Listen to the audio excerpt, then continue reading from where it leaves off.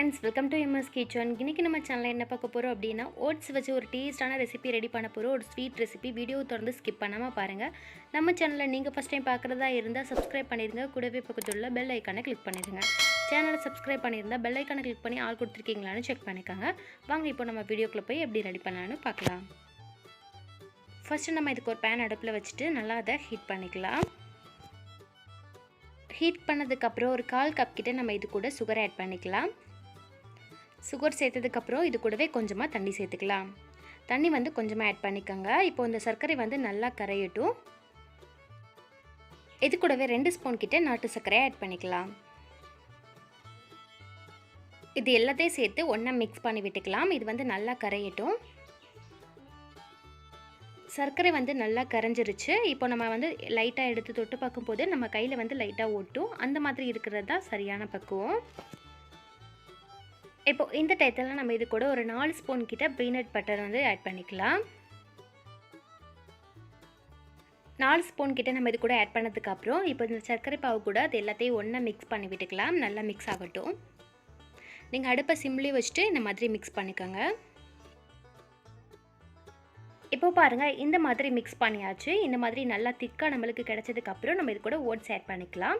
இதுக்கு வந்து 1 கப் கிட்ட நான் வந்து ஓட்ஸ் ஆட் பண்ணிருக்கேன். இப்போ ஓட்ஸ் சேர்த்ததுக்கு அப்புறம் இது எல்லாத்தையும் சேர்த்து நல்லா mix பண்ணி விட்டுக்கலாம். இப்போ இந்த மாதிரி நல்லா திக்கா mix பண்ணியாச்சு. அடுத்து நான் ஒரு பிளேட்ல வந்து நெய் தடவி வச்சிருக்கேன். இப்போ இதல தான் நான் வந்து அதை ஆட் பண்ணிக்க போறேன். பிளேட்ல சேர்த்ததுக்கு அப்புறம் லைட்டா நெய் தடவிட்டு அது எல்லாத்தையும் ஒரே இதா வந்து நம்ம வந்து அதை இது பண்ணிக்கலாம். அவ்வளவுதான். நெய் கொஞ்சம் சேர்த்ததுக்கு அப்புறம் இந்த மாதிரி ஃபுல்லா வந்து நம்ம ரெடி பண்ணிட்டோம். இத வந்து கொஞ்ச நேரம் நாம அப்படியே வச்சுக்கலாம். இது வந்து நல்லா ஹீட்ல இருந்து நல்லா ஆறட்டும். இது வந்து ரொம்ப ஹீட்டா இருக்கு. இப்போதைக்கு இது வந்து நல்லா ஆறட்டும். அதனால இத கொஞ்ச நேரம் அப்படியே வச்சுக்கலாம்.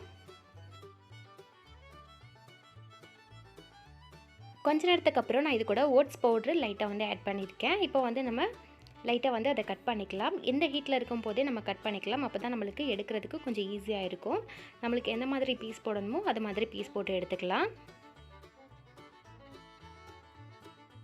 இந்த மாதிரி பீஸ் போட்டதுக்கு அப்புறம் ஒரு 1/2 மணி நேரத்துக்கு நம்ம இத அப்படியே வச்சுக்கலாங்க.